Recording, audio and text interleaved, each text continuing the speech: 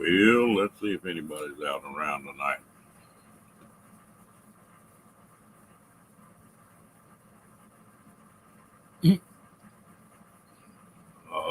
I don't know, Steve. I just been around about this time of the night for a while.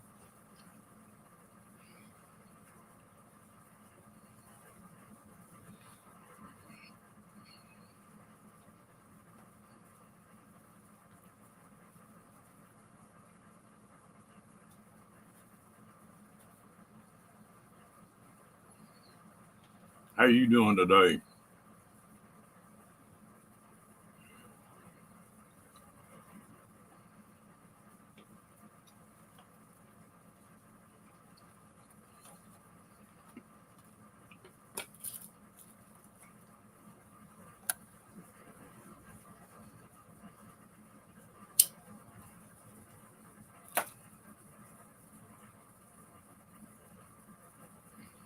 Yeah, I just started.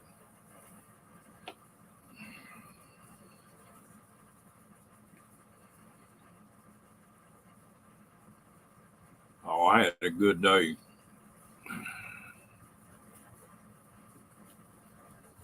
How about you? Hello, John. Not a whole lot. It's sort of a laid back day. How about you?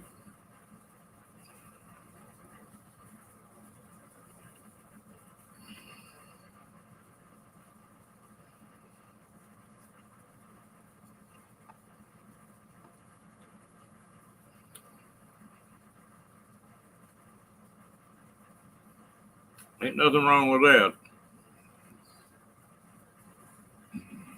That's sort of the way I am tonight.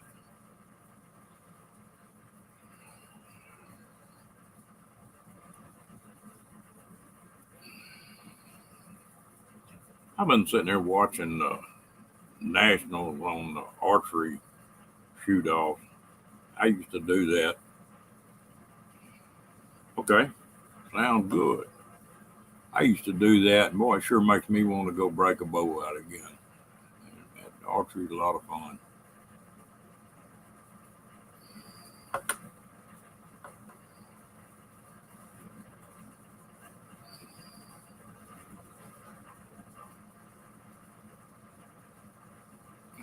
There you go, Mr. Steve.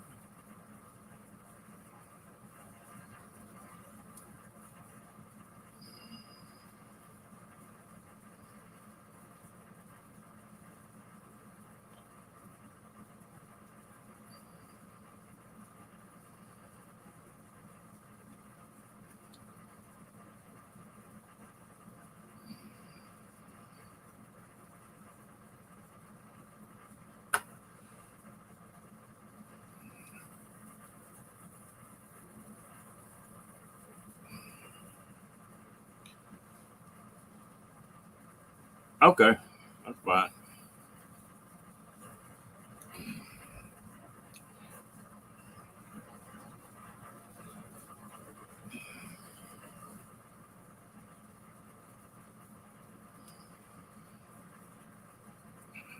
Well, we had 5 or 6 in there a minute ago and got one now.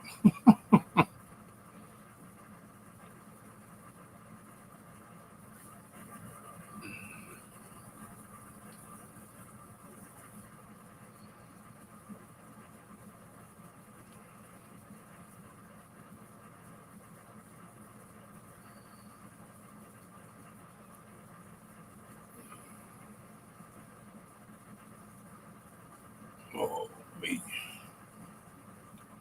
Well, it's been a nice day here for a change.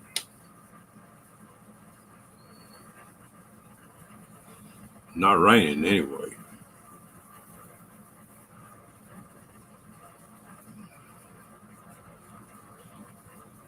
I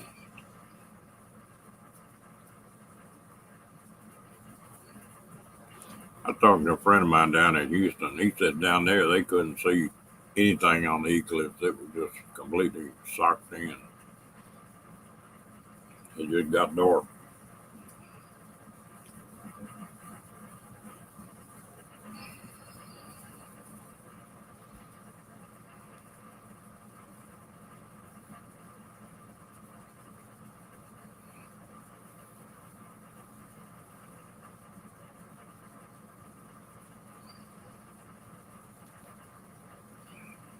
guess we were lucky here.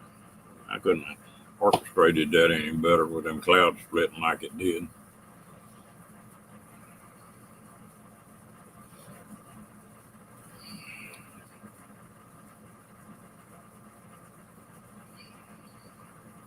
John, what part of the country are you from?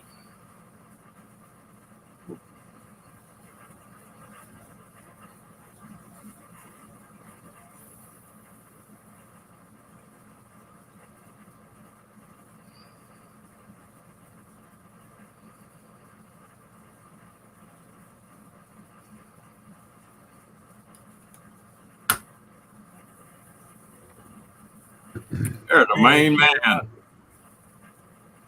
Oh, hang on, I gotta close another window here. Okay. There we go. Oh, it's not echoing on this end. So. All right. What's up? Oh, not much. I just had a bunch of running I had to do today, and when I got through with all of that, I got to watching that Lancaster archery tournament. Sure makes me want to get back into the bows. I used to compete in that pretty heavy, and I'm mad to pick a bow up again. Yeah, it's a lot of fun. I grew up in Tucson, and both my parents belonged to a club called La Quachi. It's on the east side of Tucson, and they had weekend events all the time for years. We would go out there, and I just had a cheap recurve bow, and this was before the compound bows started coming out, and we had a lot of fun out there. Well, Pete Shepley's PSE was there in Tucson, wasn't Yep. Very popular guy. he? That's the bow I'm shooting right now, the PSE. Oh, okay. Well, it was real funny. I got up to where I was shooting 300 was a perfect score, and then I was shooting 300s and 51, 52 X range out of 60, and I blew that thumb off. Well, the way I gripped the bow, I couldn't grip a bow that way anymore, and it cost me about a point. And that's enough to knock you out in that top class. And but PSE, the new bow they come out with here a few years ago, has got a real little tiny riser. The grip on it is, and I got my grip back on that PSE bow. Okay, so that's on your left hand, right? Your bad thumb. Yeah, the whole. Yeah, okay. And what I did is I shot like that. That touched well, you couldn't grip a bow. You know, if you tried to flex, you couldn't do it. Yeah. Well, with this, you can't do that. But now this new riser they got out is small enough that I can do that. Oh, okay. And John, it's a lot of fun. You ought to get into it. A lot of good people too. Yeah, just like anything, people that make friends around common interests. You can usually make good friends with them. Normally, I found out in the archery community is you had somebody that was sort of a butt and sort of a smart ass, they'd run him plumb out of the country. I mean, he couldn't stay. But I was sponsored by Golden Eagle for about 3 years, and High Country then I swapped over to them when Golden Eagle went busted and shot for them for about 5 years. And I had an Arrow sponsor and Broadhead sponsor and Rest and stuff. And I got on up and playing with the big boys a little bit. Wow, very impressive. If I hadn't blown that thumb off, I had in the back of my head that I was going to turn pro within a year. What happened to that thumb? What did you do there? I was working on a hydraulic cylinder, and they've got a ring inside that's got an O-ring around it, and the shaft goes through the middle of that. Right. Well, they had broke that shaft off. Hello, Robert. And they they broke that shaft off, and it was hung. And so we took and hooked it up and started putting pressure on it, trying to pop it out where we could get the shaft out of it. And we didn't realize it, but that plate was broke on the inside. But there wasn't no way we could tell. And that shaft was bent. Well, when it came loose, instead of that plate catching it, it shot that 1.25 inch shaft out just like a bullet.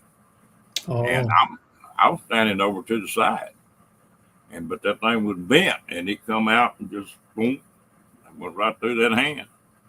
well, you're lucky it didn't go through your chest. Oh, if I'd have been in front of it, it'd killed me. I mean, Yeah. because it was an 1.25 inch shaft that blew out of there. Wow. And Robert, are you doing all right tonight?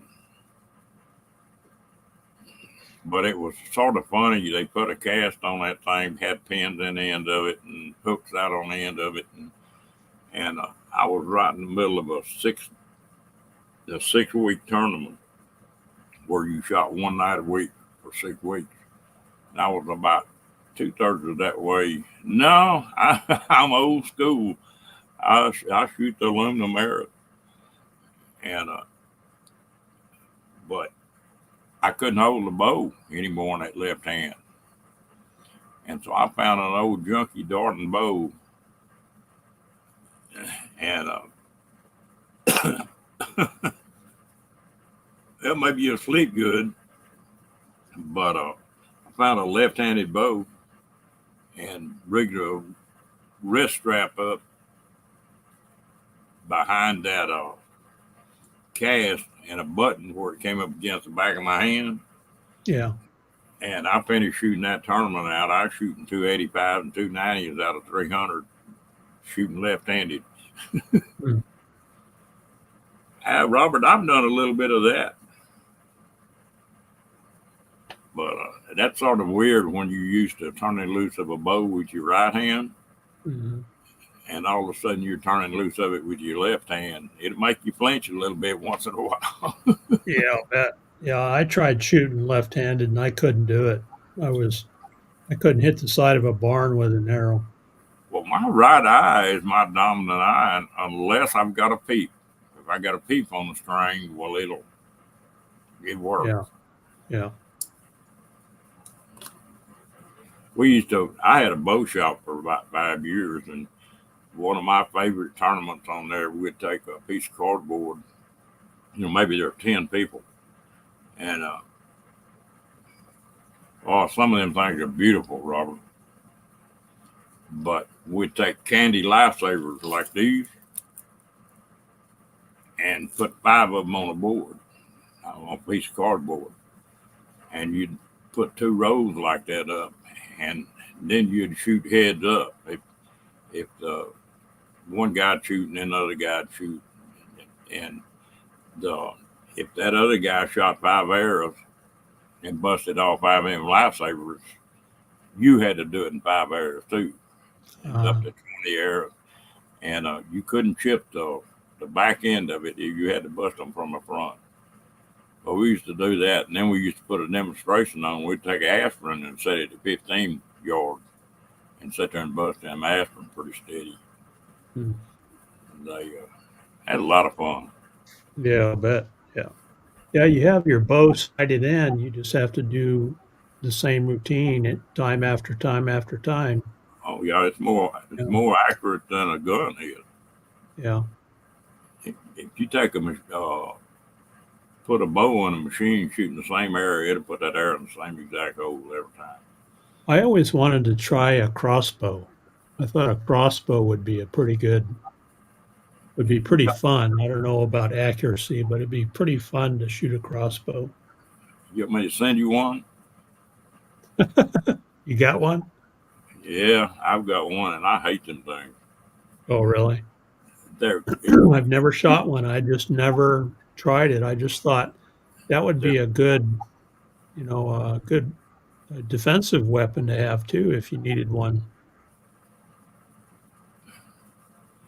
I tell you what, that'll make a good, good bow, Robert.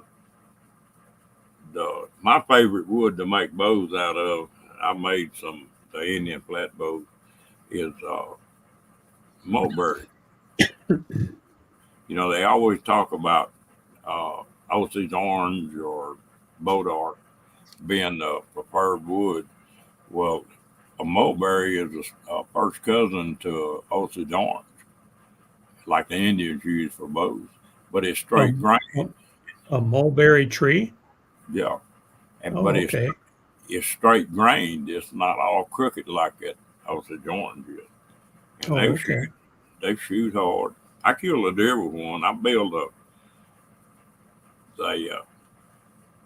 that's a good way to start, John. I burned a many one of them up in my life.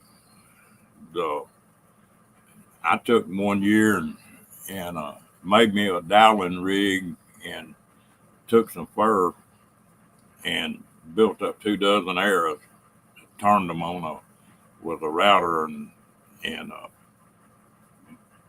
turned it before I had the shafts, and then I took and chipped the broadheads out of. Well, I'll be damned, can't think of the name of the kind of rock it was. Obsidian? Obsidian. There you go. Mhm. I made up 12 of them, turkey feathers on them, and everything else, and I killed a deer with it. Oh, Just some. my my parents used fiberglass arrows.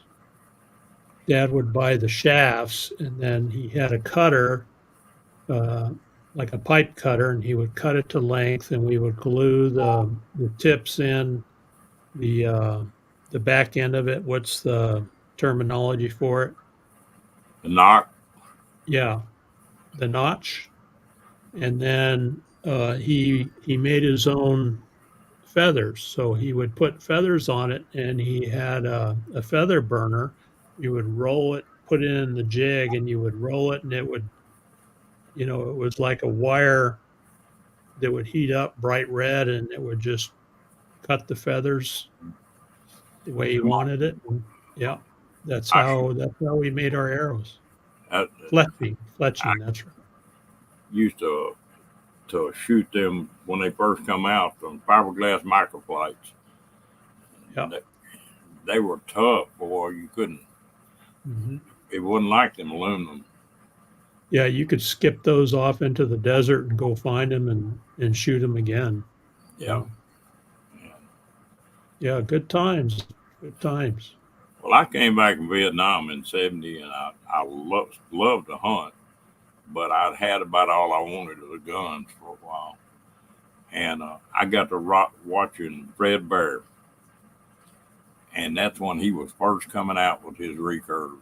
The compounds wasn't even out yet, and I thought, well, I'm gonna try that, and I went to a hardware store. Yeah, you need to make you one. They went to a hardware store, and they had a little old bitty cheap solid fiberglass bow that just slipped together in the center. And I killed my first rabbit with that thing, and that runt me right there. Then Mm. and I never have really got out of it. I've always uh, I may get out of it for a while, but I always go back to it.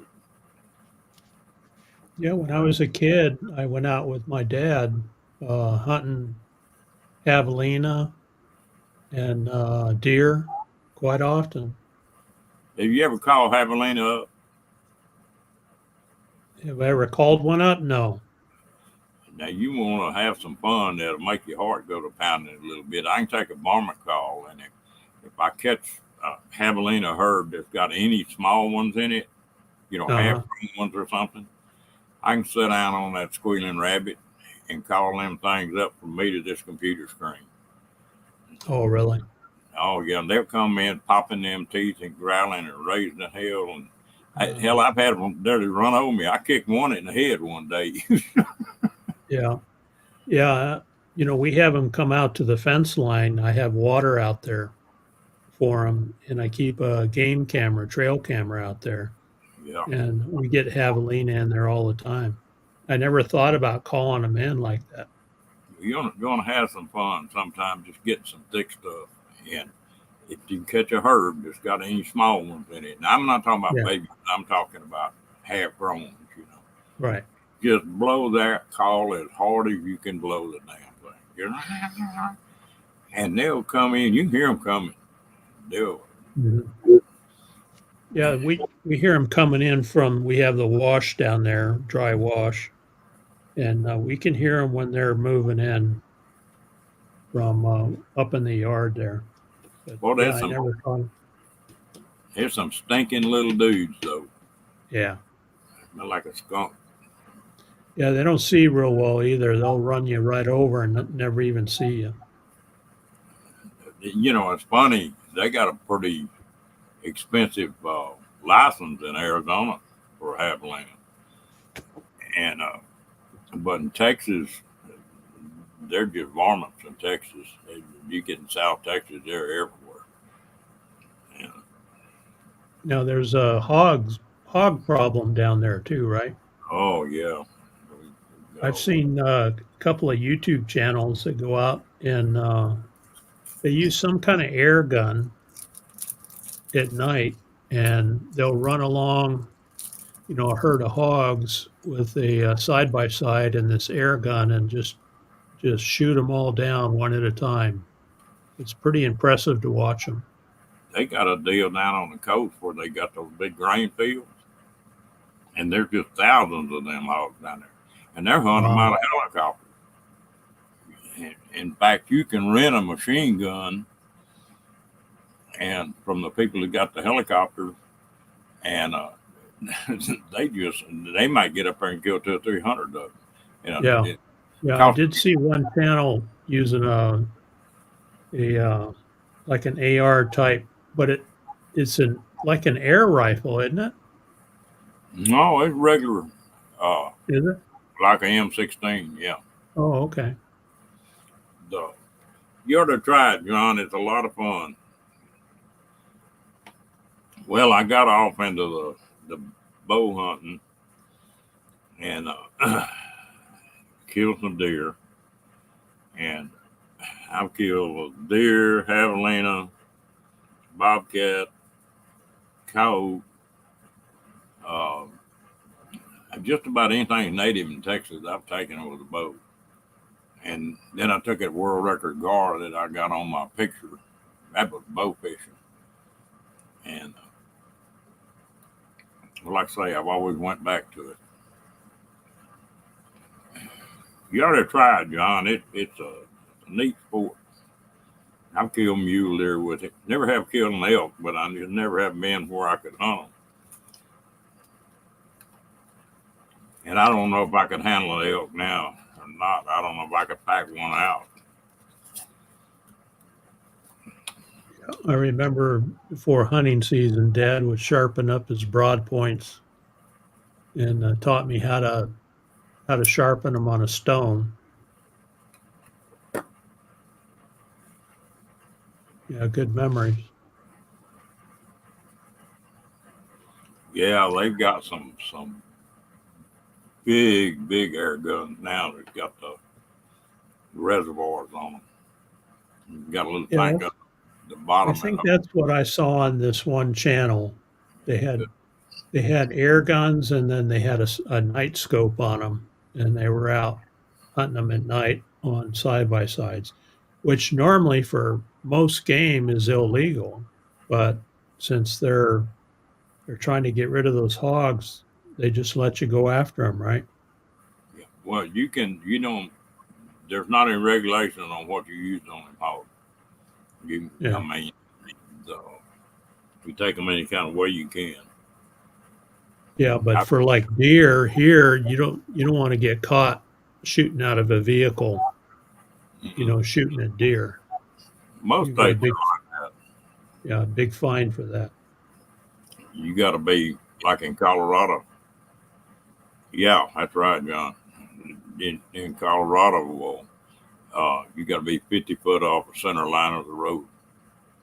In other words, if you're going up one of them mountains, and I've killed some good bucks like that, where you just be riding along and see it, buck and just keep going until you got behind some cover and bail out and go stalk one, and but you wasn't shooting off a road.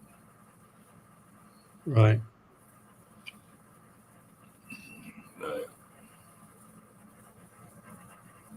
But it's a lot of fun hunting hog. Well, and the air guns are a lot quieter from what it sounds like when you're out hunting hogs. The air gun sounded a lot quieter. I got a buddy of mine that's got a 22 break barrel, like an old single shot shotgun, but it's a 22. Yeah. And he's got the license for silencers and all that. But he can put subsonic 22s in that gun, and you can't. It makes a pellet gun sound loud. That's the quietest thing I ever saw. Wow. You can actually shoot it and hear the bullet hit. Oh, really? It's something else. If you got something to break the sound barrier, I don't care what it is, it's going to be loud. You take these pellet guns that are running 1,300 foot a second, they're pretty damn loud. They're like a 22.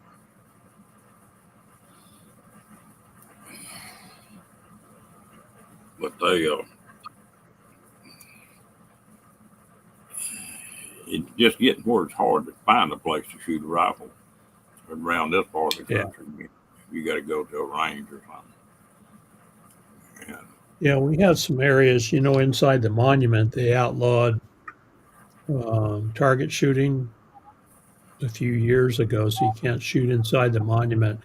But you go up to the county line there where Sasko ruins are up north there, and you can shoot across the county line. There's some guys that set up a long distance into a hillside, and they take their rifles up there all the time and sight them in.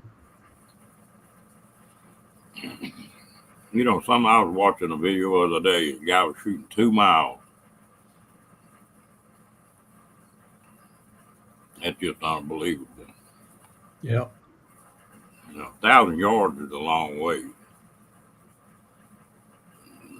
But 2 miles, you're talking about what? 3,500 yards or something like that. Mm-hmm.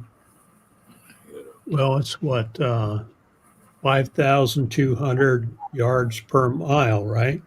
No, it's feet. It's Feet, 1,700. I mean, feet. 1,700 and something yards Okay. a mile.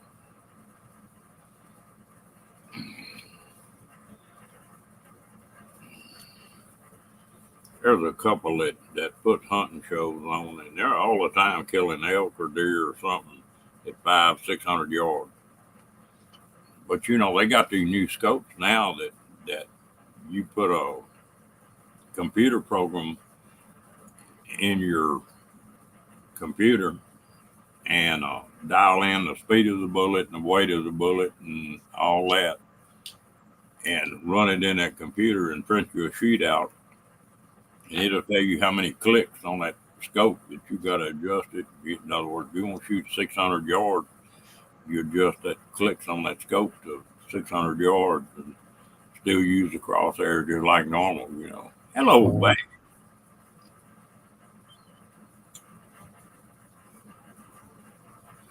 That's right. He's north of the border now, so he can't have any. Yeah. Come on up here, babe.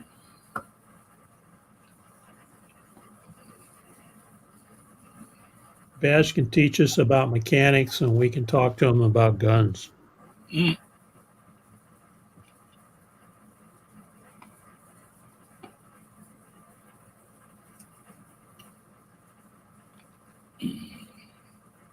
Well,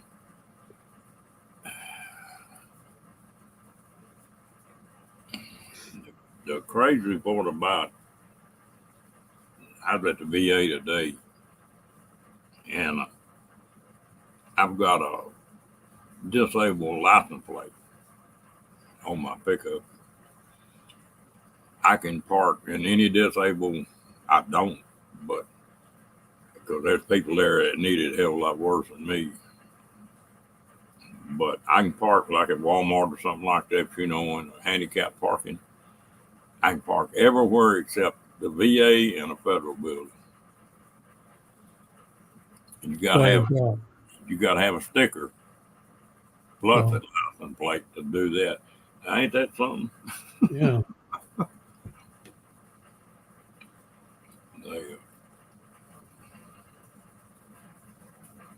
I appreciate it, John. That's been a long time ago. First time somebody told me that, I didn't know what to say. Yeah, me too. I always just reply, I was proud to serve. Thank you. I was proud to serve. That's usually how I reply because it Usually, is kind of uncomfortable. usually it's just thank you. Yeah. But for so many years, it wasn't that way.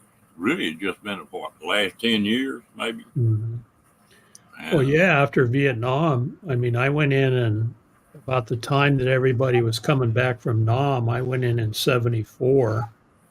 75, they evacuated the embassy there in South Vietnam. And all the guys I worked with in the bomb dump were just coming back from Vietnam. And we had rules like you weren't allowed to wear your uniform off base. You had to go straight home. You couldn't make any stops in the store or anything because somebody would spit on you or, do something like that. Oh, trouble. Here comes trouble. This is going downhill real quick. I'll tell you All what, right. we've got When three the Canadians outlaws. up here talking about guns. Oh my God. All right. Well, we're going to put the guns away then because you're north of the border now, right? I mean, you can't put the guns away because everybody, as soon as you mention Texas, you got to see how big your guns are. That's right. I'm in Texas. Oh, how big your gun? How many do you have? Exactly. How many you got? What's your biggest one? Mm-hmm. Right. I'll What are you take, guys doing? I'll take the Fifth Amendment on how many you got. Yeah, we don't have none of that either. We don't have guns. We have the Fifth Amendment. I don't know if I can even count mine. I'd have to go dig them out, lay them out, and then count them. Oh, it's just, it's kind of funny, because we don't get it up here because, well, people got guns, but not like down there. Like, I think they would, this funny thing was, remember when Red October come out, that movie? Yeah. And it was a big deal because everybody would said that, oh, that would never happen. I said, what do you mean it can't happen? It can happen. Oh, no. Because the people in the United States have more guns than the Army does. I said, you got to be kidding. Right. And they do. They Yeah. have way more. They have way more guns than the Army does. It's crazy. Yep. I have. There's 315 million people in the United States. Yep. And there's 300 million guns that they know of. Now that's just what's registered. Yeah. Mhm. This is funny, because I have a lot of fun with this because we're not allowed to have guns, right? Well, we are, but we're not. And I just get like the Americans and the Canadians, they look at it totally different. Like when you mention guns, it's like, Steve, I plead the fifth or whatever. It's my right to carry a gun, which I haven't got a problem with. I don't care. And the thing about it is that you just think about this. Now, this is all the guns in the United States, okay? That's like everybody in Canada with 100. That's how many guns are in the United States. Every person in Canada would have 100 guns. But it's kind of funny. But, But that is a topic of discussion a lot of times overseas where people say, "Oh, you're not going to invade the U.S. because everybody's got a gun in their closet." Yeah. So, I don't, you know, I look at the other way. Like, I'm not an anti-gun guy by any means. I don't have any, but I'm not an anti-gun guy because I was in the army. So, oh, I don't want that gun. You can't give me that. But, you know, I have lots of friends that, and like, the funny thing is that this craziest stuff that happens in the States is, so I go into this guy's bus, and a real good friend of mine, and I says, well, you travel around here, you got to have guns or something, right? Oh, I can't go into California because I got guns. I says, well, where the hell is your guns? The guns are, I don't see them. Where are they? Oh, they're here. I says, so you know the magnet latches that they use? So he goes on the side of a cabinet by the sink, I think it was, by the sink, kitchen sink, and puts it there and opens up. Baby, 357, 44 Colt, the whole 9 yards, sawed-off shotgun, the whole 9 thing. I says, holy jeez, I ain't robbing this place. But yeah, it's kind of funny how they, you know, and I don't know, it's kind of interesting, really, you know, because being in Canada, you can't have guns, and people really don't think of guns. Where, and like it was brought up to us at the fire there this year, down in Ironwood, by the way, they mentioned something about Canada and guns. I said, we never have guns. We just don't have guns. We just learn how to live without them. Well, what if a bear comes up? I said, well, you want to make sure you can run faster than he can. That's all. I said, because we don't have guns, you know, like even bear spray is like, you almost need a congressional diploma to get bear spray up here because it's hard to find.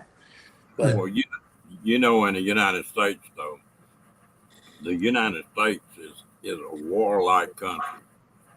You know, if you look back for the last 100 years, the United States has been in a damn war someplace, and so it trained a hell of a lot of people in firearms.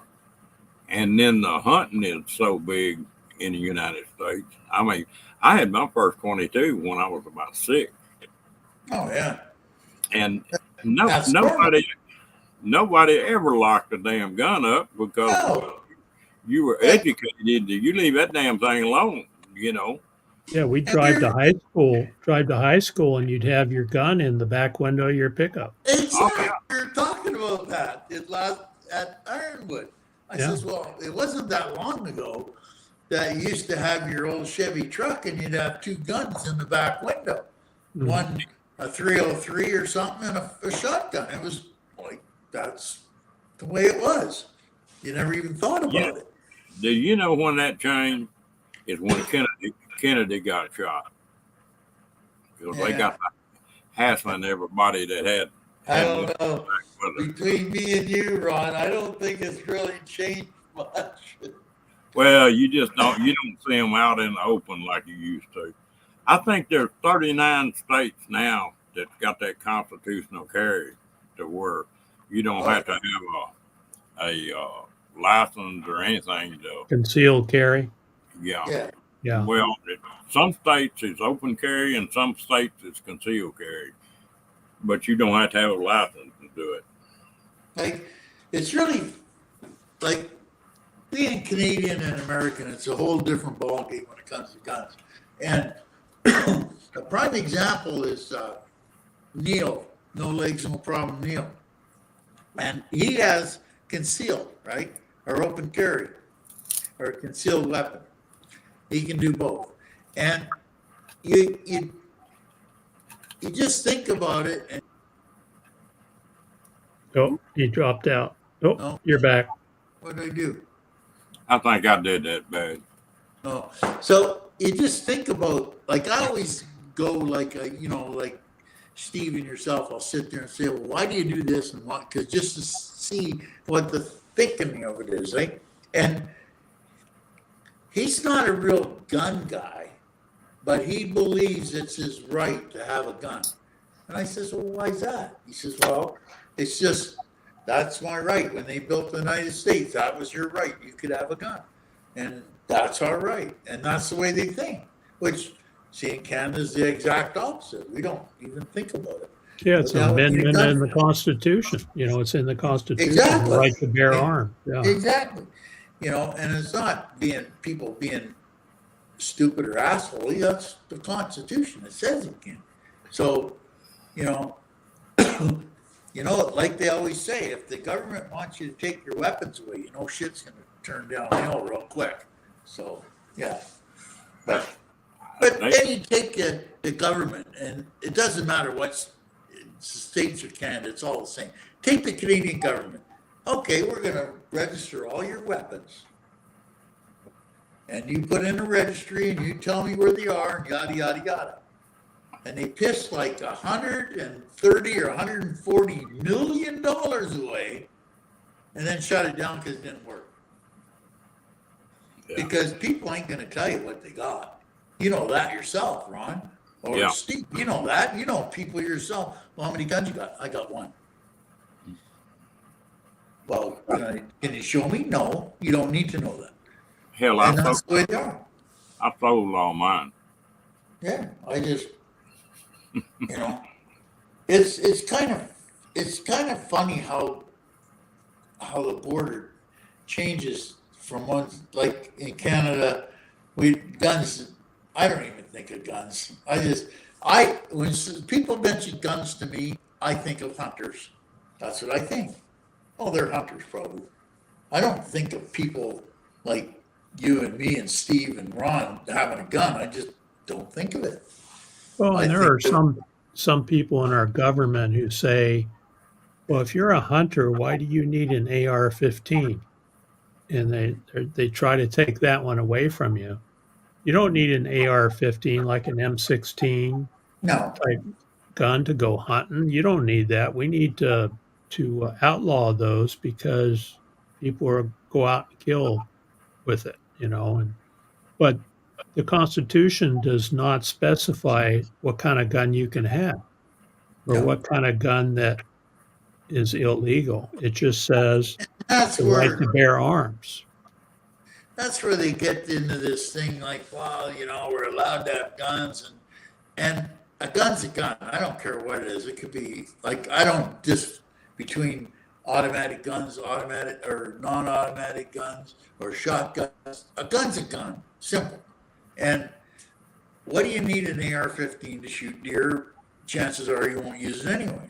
But you have the right to have a gun, so you can have whatever gun you want.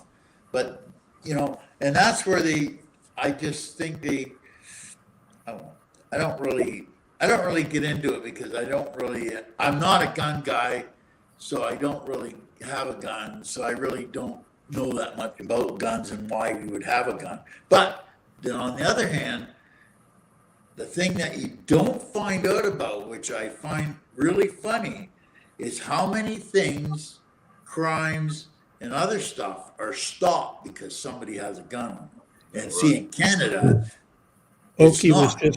just reading an article to me about 30 minutes ago.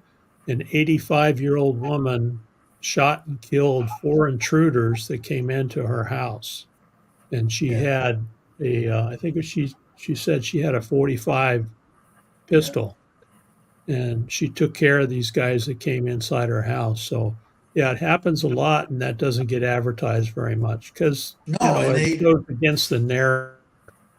they don't say nothing about that. Like Yeah. there was one there, what was that? About just before I can't remember the date, but it was just before that big school one, not Combine. It was just a couple years ago. And the guy come in and this little Japanese guy sitting in the cafeteria eating, and he just pulls his gun out and shot the guy. And nobody ever heard nothing about it because nothing was done, right? Because he never shot nobody. And that's the stuff you don't hear about, right? Yeah. Hello, Krista. I'll tell you a little story and this sums it up pretty good. I've got a cousin that's a school teacher, and her husband's a superintendent. Well, most educators are pretty far off to one side about guns. And she walked up to me and said, Ron said, what do you think? What kind of laws do we need to get passed to get these damn AR, banned? And I said, assault weapons is what she said. I said, Gail, what is an assault weapon? She said, well, that's one that you pull the trigger and it fires. And I said, no, that's a damn machine gun. You can't go buy one of them. Yeah. And she said, well, it looked like a military weapon. I said, Mattel makes a Mattel makes a damn toy gun too. They need to quit making that. They look just exactly like a M4. And I said, and this was at a little cocktail party, and most of the people there were teachers and school people. Yeah. I said, I can't believe how stupid y'all are. And boy, everybody bowed up. And I said, y'all are well educated. And I said, but y'all are the dumbest people I ever saw in my life. And boy, I was drawing a crowd. I said, look, that guy that went into that school and killed them people broke 100 laws getting it done. And I said, you're stupid enough to believe a damn politician's going to get one more damn law passed and going to stop all this bullshit. No, that's the thing. I said, if they enforce the damn laws they have right now, and I said, y'all are just hoodwinked. Y'all want the politicians are making y'all believe are doing something. And when it's already in place to do whatever they need to do, And that's the thing, like they get into it, like they get in. The one that gets me is the one that, well, we got to ban guns and all that. Well, you take I don't care who it is, you take anyone. And I know it's a really stupid way of looking at it, and it's a real Canadian way to look at it and all that stuff. But you just do me a favor, take your gun, load it, put shells in it, put it on the step, and sit there and watch it. And I'll guarantee you that gun will not kill nobody. I'll guarantee you. I haven't seen one yet. And that's the thing that gets me. Is because every time somebody goes on about guns, they say, well, we got to ban guns. It's not the guns. It's the people. It's not the guns. All you have to do is put a sign up. Yeah. Yeah. This stops everything, right? If you put a sign up at the property line, it does. That's going to take care of everybody. No one's going to walk in there with a gun if you just put a sign up. It's all right. It all works good. Yeah, that's all you need to do. If I'm not going to say I carry it, but if I was to, I wouldn't want anybody to really know I had the gun. Because if I pull that gun out, I'm seriously thinking about pulling the trigger. I'm not going to pull a gun out unless I'm ready to go all the way with it. And hopefully I'll never have to do that again. Yeah. But like the old saying goes, it's a hell of a lot better to be tried by 12 than to carried by 6. Yeah. And I want to be able to wear it. It's a common thing. Like up here, it's a common joke. If you're in Texas and pull a gun, who's got the biggest gun? That's what it comes down to. And that's a big joke up here. Like when you're in Texas and you pull your gun, you make sure you have the biggest one. Yeah, I want to be able to wear off the finish, the blue on my gun before I ever have to use it because it's been laying in my pocket or in my jacket. Yeah. I don't know. We've proved for years that shooting people doesn't cure a thing. So, but they still want to do it. So. Said Crystal's from Texas too. You see what you put down there? Y'all speaking my language tonight, guns. That's one of them old long-legged Texas gals. No, it's true though. But I don't even know what the numbers are, but it boils down to that everybody in Texas has a gun, or 2, or 3. And well, I don't have a gun. Well, somebody else has got your 3 then. So yeah. So it's I don't know. It's kind of. I don't really get into it much because it's kind of funny because the way people look at it. And like we said 10 minutes ago, it's in the Constitution. I have the right for a gun. It's right there in writing. It's the Second So Amendment. The Second exactly, Amendment. don't bug me, Yeah. So you it know? came right after the First Amendment. So you know Yeah. it had to be important. And the reason in the beginning they wanted to make sure citizens had guns was because in case you had a government that that started taking away your rights, that you could Oh, protect yourself. just a minute. I just noticed that picture, Steve. That Uh, was so cool. We seen that oh, this one? in Yeah. California. Yeah. It was 7:30 at night, and we seen that picture. That was so cool. I said, "What the hell's that?" We didn't know what it was, but then Yeah. we I found got a out it video was a coming rocket. out on I got a video coming out on That was Saturday. cool. Yeah, That I was got a really video cool. coming out on Saturday. I put the drone up about 250 feet off the ground. Oh, that'd And be then, cool. yeah, Yeah, Oki was that out with was her. Yeah, Oki was out with her phone. Oh, you knocked him off again. going to California. It helped me see. I got to see the rocket. I would All never been right. able to do it. And you look at Christian and they went over to Texas to see it. I didn't even have to do that. Yeah. They actually lifted off one today, SpaceX with more satellites, and we went out there. It was sun up. It was about 7:30 in the morning, and we couldn't see anything. We couldn't see anything, and they took off from Vandenberg just like this one here, but this was at sunset, and so you could see the Yeah, plume was lit yeah, up that by was the just that. sun. Yeah. I remember that for the rest of my life. You know that was so cool. Me and Al were driving in the truck coming back from Quartzsite. I said, "What the hell is that?" And sure enough, we found out it was that rocket. Yep. Well, I got a question for you, Badge. You know, the Canada was a big place to go moose hunting and bear hunting, and there was a big sporting hunting community in Canada. What the hell did they do about that when they outlawed these guns? They just put them people out of business. What's that? Sorry, I missed something here. Let me turn this up a bit. Used to, if you want to kill a moose or a bear or some big mule deer, Canada was the place to go. Yeah, it still is. Well, how can you go hunt them without a gun? No, I mean, that's what I'm saying. Like in Canada, if somebody says they got a gun, click, and it automatically says, "Oh, you got a hunter." Because I personally don't know anybody that has a gun in that I could personally say in Canada that's got a gun that doesn't hunt. I don't know anybody. I don't know anybody. So you can own a gun and you can hunt, Yeah. and it has to be registered and it's No, controlled. it doesn't have to be registered. Doesn't have to be registered. No, they got rid of that program because it didn't work. I don't know how you can take and okay, I own this gun, doodle-dee, and it doesn't work.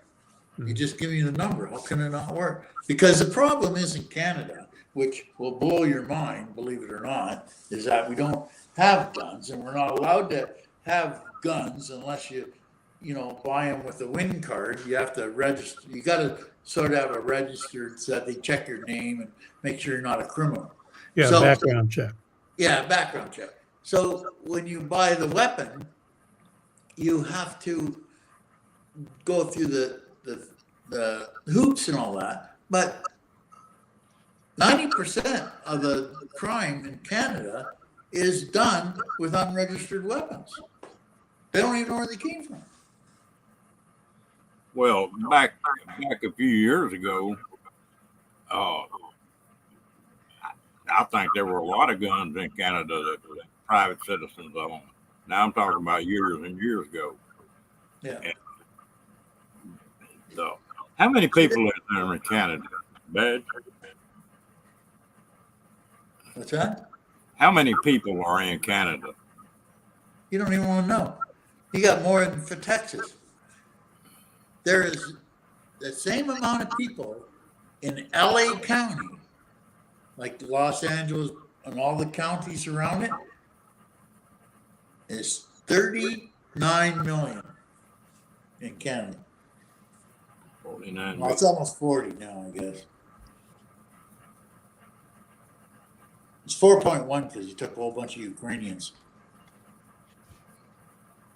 Yeah, John, it just it just don't even make any sense.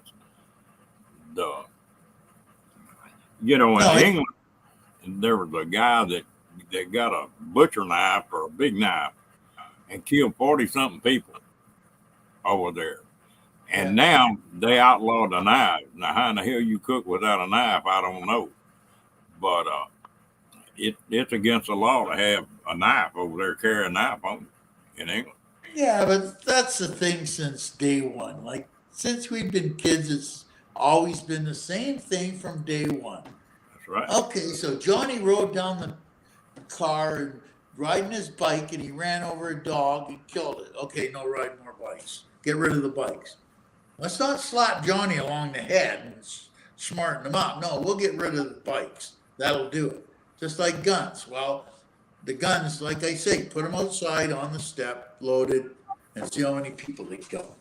And no, they'll get rid of the guns. Well, that's not going to cure the problem one bit. You know, how Now, many if you guns? live in a bad neighborhood badge, somebody will steal the gun and then go kill someone. Exactly. Yeah.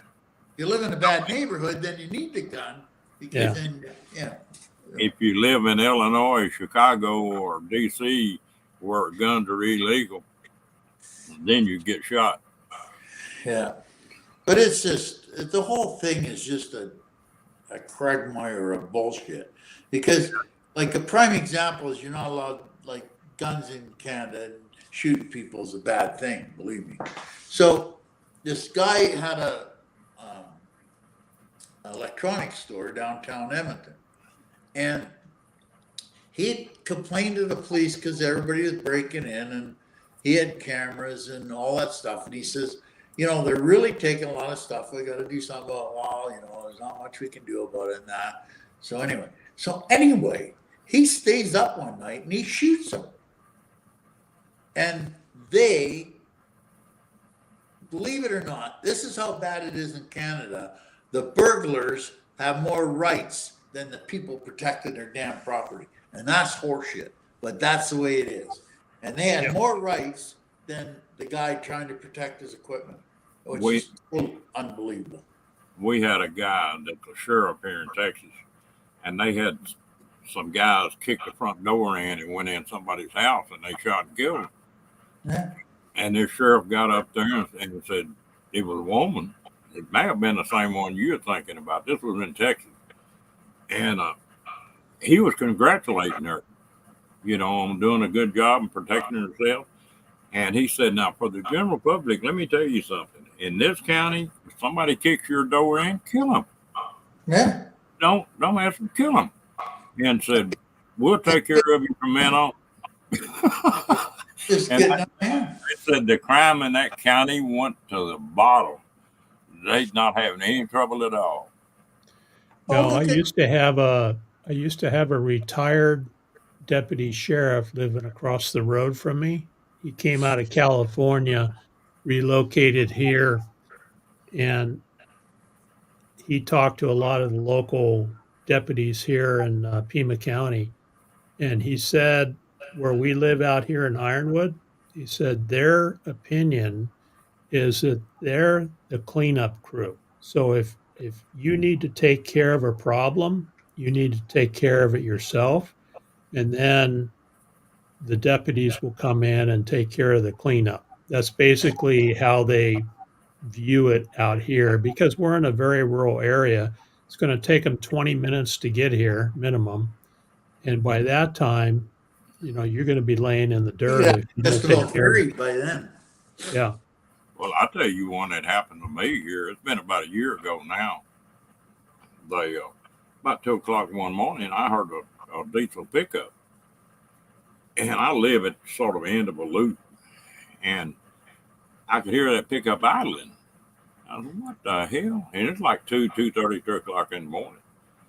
And I laid there for a few minutes. Well, I got up and pulled that 45 long coat out and slipped some jeans and boots on and eased up. And I eased up beside this pickup was sitting there idling. And I eased up beside that pickup and there wasn't anybody in it. Well, we had a shop there that we keep all our welding tools and stuff in. And I saw the lights were on in that shop. So I just cat-footed around and come in the back of that shop and walked up behind an old boy that was picking some motorcycle parts up.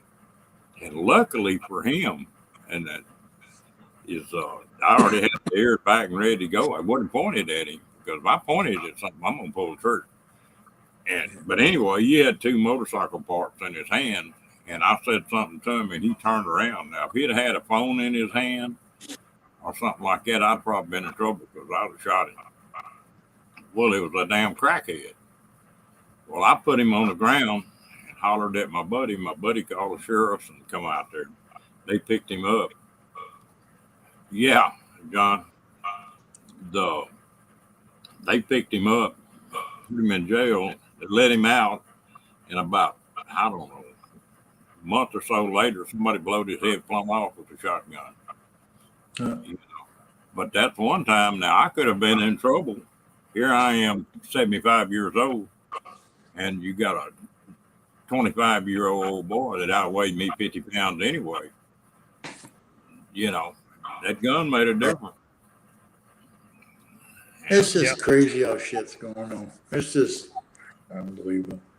The only thing that I have a problem with this constitutional carry is that people don't realize what it takes to pull a trigger on a gun when you're shooting somebody.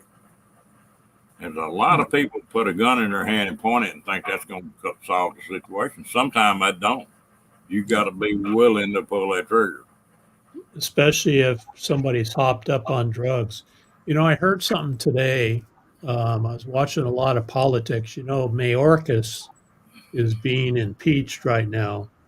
He's the main guy that's opening the borders up. And one politician asked a question that I thought was pretty interesting. And the question was, who is better off today than they were 4 years ago? Yeah. And he said 300 million people in the United States, legal citizens, would say, not me. And he said, you know who's better off? All the illegals are better And off. you, like if people, and they don't let the numbers out, I guarantee you, because I found out the numbers here when I came back to Canada, because Canada will tell us the numbers of the states, you know, because the states won't tell you. Like they're bringing in almost 2 million a year into the states. Like, holy, how the hell do you pay for all that shit? Mm-hmm. Well, But that's they just opened the border in Canada, so we'll have to see. Well, something else that's happening too, they came out today too, is they're flying all these illegals and dropping them off in these cities all over the country, mostly Democrat-run cities. And when the next census comes up, if those people are still there, they're allocated seats in Congress, in the House of Representatives, based on the population. Yeah. Now, there's only a certain number of seats in the House of Representatives, but those seats can be moved around based on the population in each state.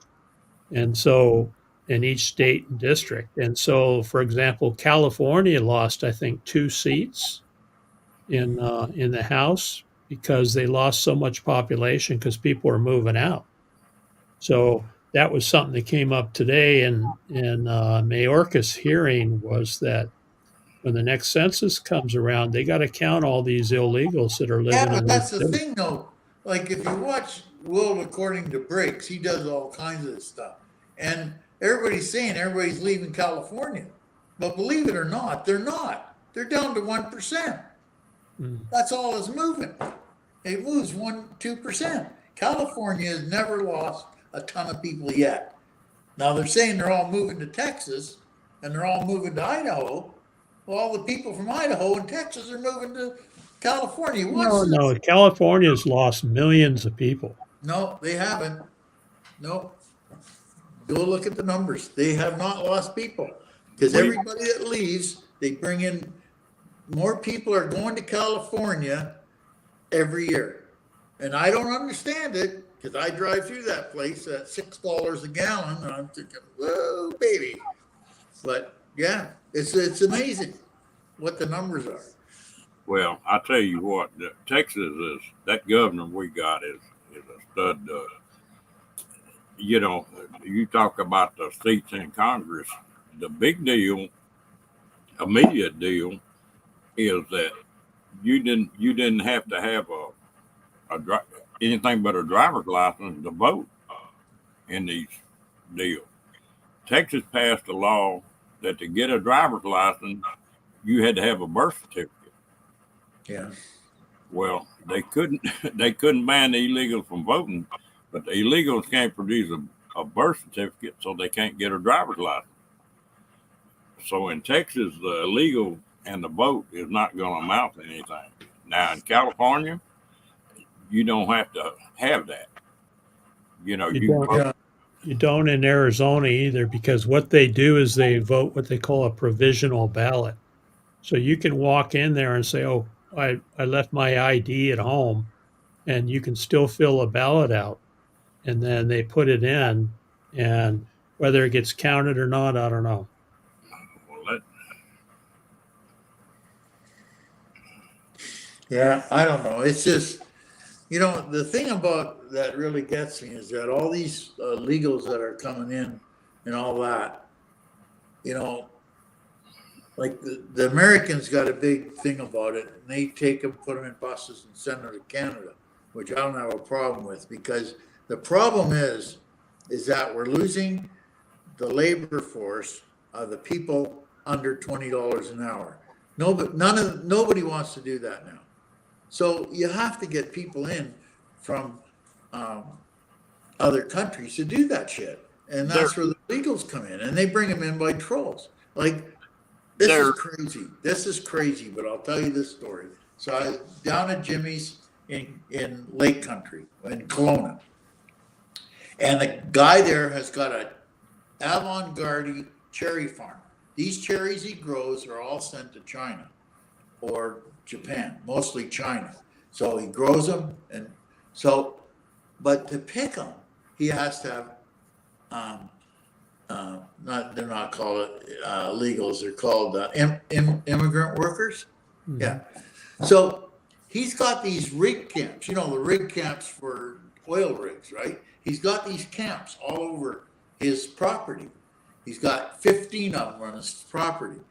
And he flies these immigrants into there, and they stay in the camps and they work, and then when he flies them back. And that's how he gets his cherries off, or he wouldn't get them on. Because you only got a short window. they can take and forever in Texas, you've had a green card where they could get a permit to come across and work for 6 months or 3 months or whatever. They had a job. These immigrants coming across right now don't have jobs. They don't. That's not the deal. No. And but there's always been a legal way to where they could come in and work, and then go back to Mexico. They give them a work card. Yeah. There was a family that lived in our neighborhood that raised two boys. From one was born here and the other came here from Mexico. His parents brought him in. He was about 2 years old. Well, one day they were crossing the one-lane bridge and they got stopped by the Border Patrol and they were deported back to Mexico. Yeah. Anyway, the oldest boy came back to visit and he showed me a work card. And so he had a card. So he was sponsored by the pecan farm up in Eloy. And so he would go up there and he would work the pecan farm and he could come in and stay for a certain period of time. I don't know what the limit was, but he would show his card and he would come in and work and then go back home and come back and forth. And so, yeah, you're right. You can get in here legally easy enough. You just need a sponsor. Yeah, and that's the thing. Like, don't get me wrong. Anybody south of the Mexican or the Arizona border to Mexico, if they want to come to, not the United States, but to Canada, you're more than welcome, because I would never live like them in a million years. Like some of them places down there, I wouldn't do it. I would never, ever. I don't even want to visit the places, let alone live there. Like all these places where they come from, Ecuador and all these godforsaken places. I agree that everybody should be able to have the same life as me, whoever they are. And if they have to come up to Canada, they have to come up to Canada. Like we got way more, like they could bring up millions of immigrants, 10 to 20 million immigrants a year, and it wouldn't even, we could never fill this place. Like it's just impossible. There's so much land out here. It's impossible. Well, I think you still have our people who ran away from military service up there because they Yeah. all ran to Canada, right? Now, most of them, believe it or not, Steve, most of them come back Yeah. after they were given not a grant. They were given Amnesty. Amnesty. yeah. Most of them came back. I know a lot of them. Oh, The- okay. I'll The tell you a first- story. Everybody always talks about Jimmy Carter and what a good man he was. I wouldn't give a damn if Hitler would have been running against him. I'd have voted for Hitler. The first thing he did in office, the first day, was grant amnesty to all the damn draft evaders. That's because half his family was up in Canada. That's why. But I don't know. There's a mixed bag of that. So I was military, so you know what my view is on that. But the thing is that these people that like you take, for instance, a prime example is Ukraine right now. I don't believe that any of them people should live like that. They should be able to get on a plane, fly to Canada, and live here and be free. Not like that shithole they're living in now. I don't think they should be able to have to do that. But that's my view. Same as a lot of them places like Ecuador and Honduras and Panama and all them places. I don't like, if they want to come to Canada and get a job and work, go for it. Well, I'm kind of tired of my tax dollars going to Ukraine. I can tell you that much. Well, there's other ways too. Billions and billions of dollars going to Ukraine. I don't know if I like that. Well, I think you got no choice, because if you don't, he's going to end up, he'll push right across. He ain't going to stop. Well, That's right, Crystal. Crystal made a good statement there. Now, my wife is Japanese. She was born and raised in Okinawa, Japan. We got married, 38 years ago, and she went through the process to immigrate, got the green card, and got her citizenship here in the U.S. But she went through the whole process. It took a long time, and she did it legally, and she's really proud of that. And boy, it really pisses her off and pisses off other people that did it legally when folks just run across the border. Yeah, I can see the run across. I can see her point too. Don't get me wrong. I can see her point. I just think that they should be entitled to have a life like us. And I don't agree with because the problem with them running across the border, they just send them up to Canada anyway, because that's where they can get away with it. So. I'll tell you what. You can talk to Crystal there. She lives down on that border. I've got friends of mine that's got ranches down there on the border, on the river, within 100 miles, and they won't even go down there anymore. It's so damn rough. It's just people coming through there with backpacks and ARs, and there's some of them oil fields down there shut down because the immigrants are just tear every damn thing up. See, that's the other thing too. Like, they go on about this stuff. They go on about the immigrants and all that. But see, I won't even go to Mexico. I have No, I don't either. I don't either. have one ambition to go to Mexico Yeah. because I just don't think there's nothing there for me.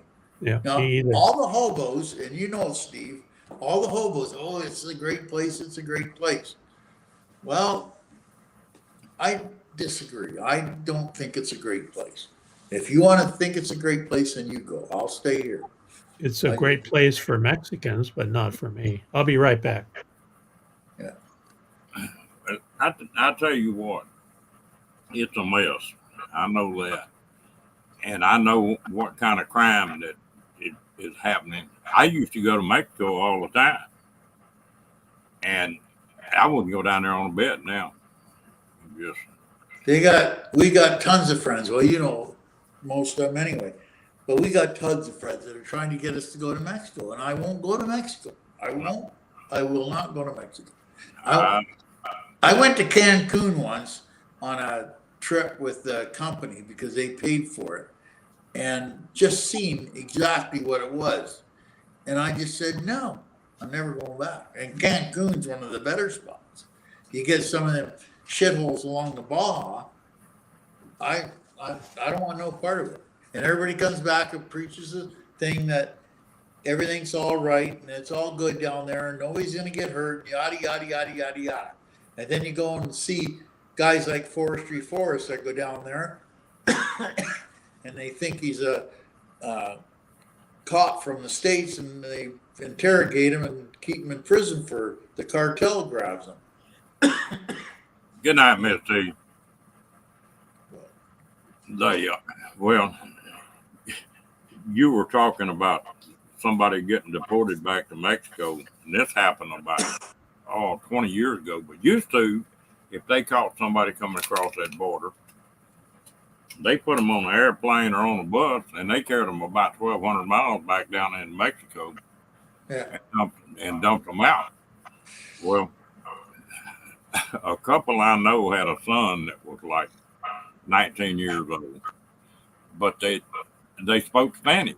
They didn't around the house and stuff, and so he was real broken English. And he was born in the States. His mom and dad were citizens. He was citizen. He got caught in one of these plants that they raided. They picked him up, dumped him out 1,200 miles down into Mexico, and it took him, I think, a year to get back to Laredo. And he finally got back to Laredo and got hold of his folks. And after the rigmarole, well, they got him back in the U.S. That'd be a hell of a deal, wouldn't it? No, it's a real bad situation, really. But you know, and believe me, I don't have the answer for it because some of it you just, you know, you feel sorry for them people, but you feel sorry for the people they're coming to, like Texas with that floating bridge there and all that stuff they're putting in the water. Well, you know, the problem is with it is that Texas, they come across there. Well, somebody has to take care of these people. And that's where, you know, like I agree with Steve, where's our money going, you know? But, you know, Hello, Ken. you know, it's just like I can see Oki's take on it 100%. Because you say Canada, for instance, and we got homeless people here too. But the thing is that they bring in the immigrants and they give them health care. They give them a place to live. They give them X amount of money to live on every month and everything. Like they don't have to worry because, you know, and then after 6 or 8 months, they got to try to find a job and get a job, right? But they're taken care of where the homeless are on the streets, you know. Well, I'm going to tell you a little story about me. And this is how strong I feel about it. We were talking about the draft evaders. A friend of my wife's was pretty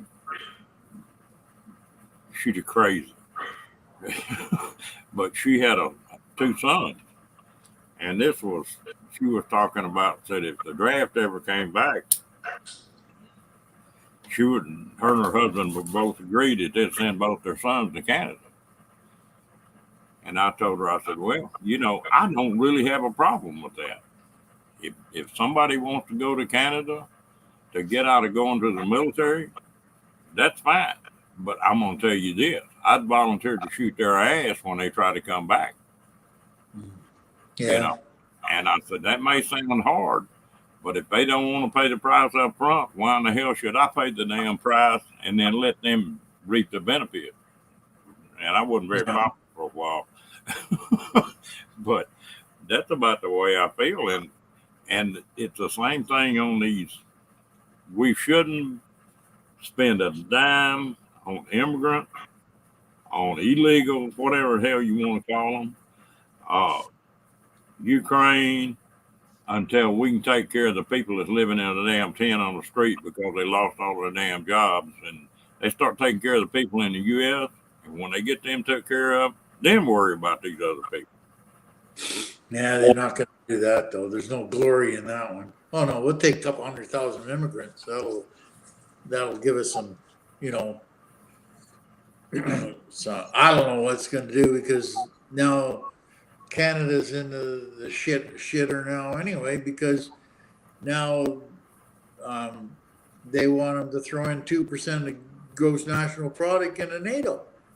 They ain't got that money. Well, they do have the money. They just don't want to do it. They got the military sucked down so low now that they got to put, the fuck was it, 17 billion just to bring the military up to par. And then every time you turn around, they gotta, like, the thing about it is that probably a lot of people don't know is that Canada and the United States always have to be buddies. If they're not buddies, then shit's gonna hit the fan, because everybody goes on about the states and yada yada yada, but whose planes are flying over the Arctic protecting our ass and the submarines? Like, they got a big shit about the submarines here about 5 years ago because American submarines were going through the Northwest Passage, right? I says, that's a good thing. Well, no, they're American. They're not allowed. I says, you want them people there, believe me, because that's the only way that, like, but everything's been changing. So, like, the way it used to be is that the Americans would back the Canadians with, if somebody would, like the weather balloons there a couple of years ago, same thing. They shot the suckers right out of the air. And then they got pissed off because they shot it up over BC. Well, they got it out of the air, didn't they? What's the big problem? So, yeah. In Japan, what was I going to say? In Japan, there's a very small, tiny part of the population that protests American military over there in their country, and they want to kick us out. What those people don't understand or don't care about is that the American military is helping to protect their country in concert with the Japanese military. And so they have those agreements, country to country agreements. And of course, the U.S. military is putting billions and billions of dollars that most countries don't have. And so just by being present, in and around those waters around Japan, it's a deterrent, and it helps protect that country. But there's a very tiny minority that protest against that quite often. There's always protesters, but the thing is, like Japan, Taiwan, all them, if you want to protest that the Americans are there, then do it. Just remember, if you want the Americans out, start talking Chinese, because that's what's going to happen. Yeah. And they don't, oh, geez, we don't want to talk Chinese. Well, you might have to. Just like Poland and all them other ones. Yeah, speaking of put money into Ukraine, then start practicing your Russian, because you might need it. I'm listening to Scuttlebutt on YouTube and other places that I follow, and it's the word on the street is that Iran is getting ready to smack Israel pretty hard. I don't think that'll happen, but okay. Yeah, I think that hopefully it doesn't, but that's basically what all the warmongers are saying, that I'll tell you, Iran. you get into the warmongers and get into Israel. They are one of the dirtiest son of a bitches on the planet. They they don't play very well at all. They don't play well with others. They make they make me look like a good guy, and I'm an I asshole, and they make me look good. I They're not. have been to Israel. I went over It's there. I went over there. Our electric co-op actually bought a mobile transformer from an Israeli company, and I was one of two people that went over there to kind of monitor their progress. And so we got a couple tours around Israel, and it's pretty shocking. You know, they have a 2 year mandatory. Every kid goes into the military for 2 years, and while they're in the military, when they're off duty, they got their weapon on their back. yeah. And so you see these young, you know, people walking around shopping in the mall and stuff, and they got a weapon hanging off their back. That's how they live over there because, No, they're going to use it. yeah, because that's their job, is to protect their country, and they carry it with them everywhere they go. Well, No, you know, if there was one country in the world I wouldn't want to jump on, that would be Israel. oh yeah. Them You gotta, like, they're pretty good people. I know a lot of people from Israel, and they're pretty good people. And I'm just talking about being badasses if you cross them. That's what I'm oh talking about. yeah, and they say just don't shoot and blow our place up. And but the Palestine, they don't get the picture. So I'm just Something saying. else that another piece of experience I have in the military was when I was at SAC headquarters during Desert Storm 1.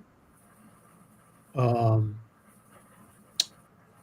the generals wanted a capability that they gave up during Vietnam. In Vietnam, we had Mark 82 bombs with long delay fuses on them, where you could go in and you could seed an airfield, and then these bombs would blow up after a period of time. Well, they let those go away. They retired them, and so we actually um, did some work in Israel during Desert Storm to purchase a bomb that we could drop on Saddam's airfields, and also to get into his bunkers. And so they did some testing with some Israeli stuff that I was involved with, that we actually used in Desert Storm 1. So the Israelis are really good at making things that blow up. You know, that's something that I got to say. I don't care if you're Republican or Democrat.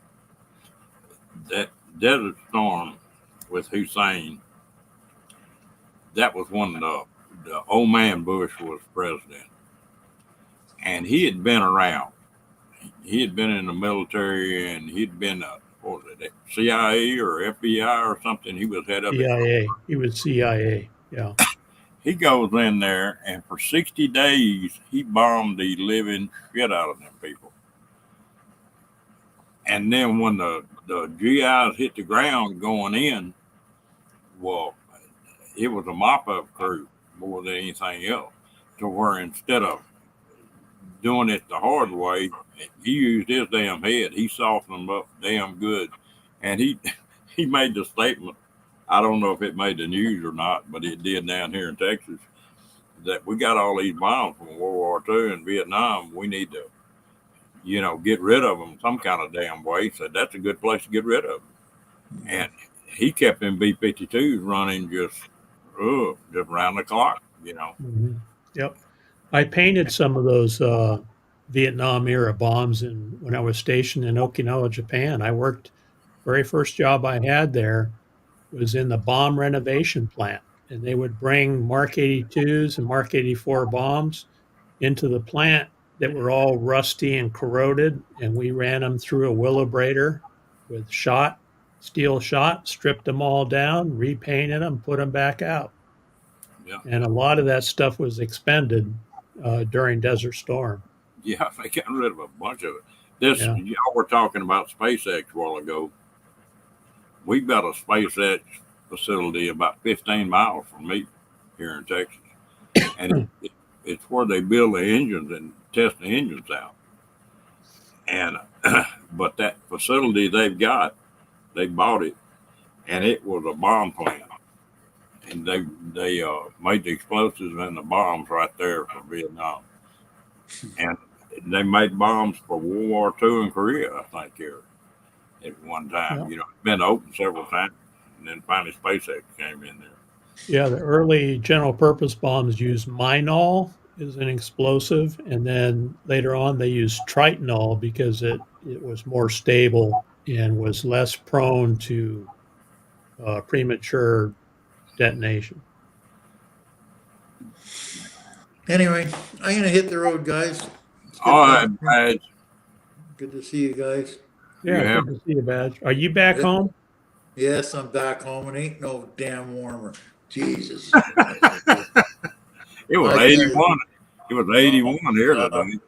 I just said, like, really? Are you kidding me? You want me to come back to this godforsaken place?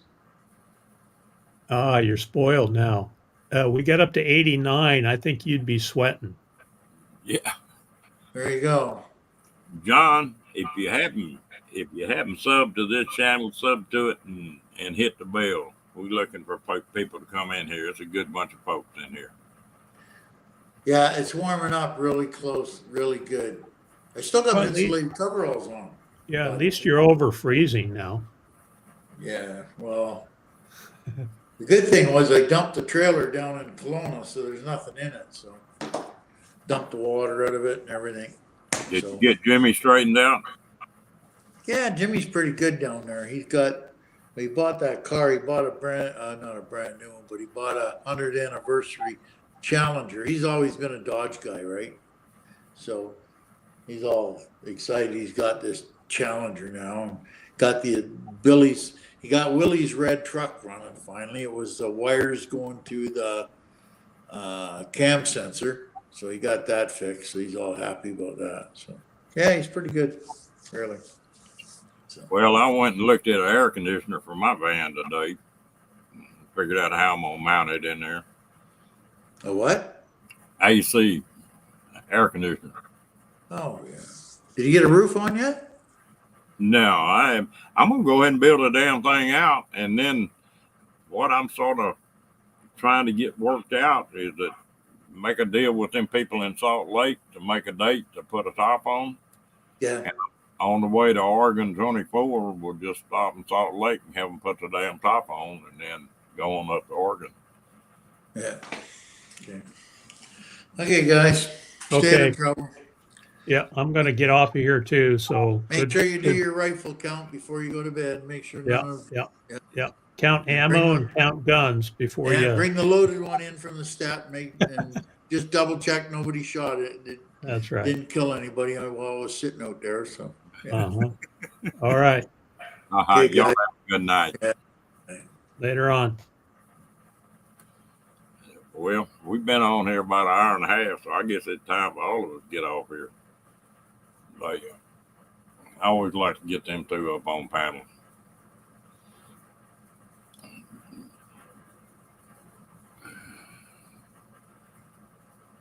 They, you can't never tell what's going to be in the topic in here.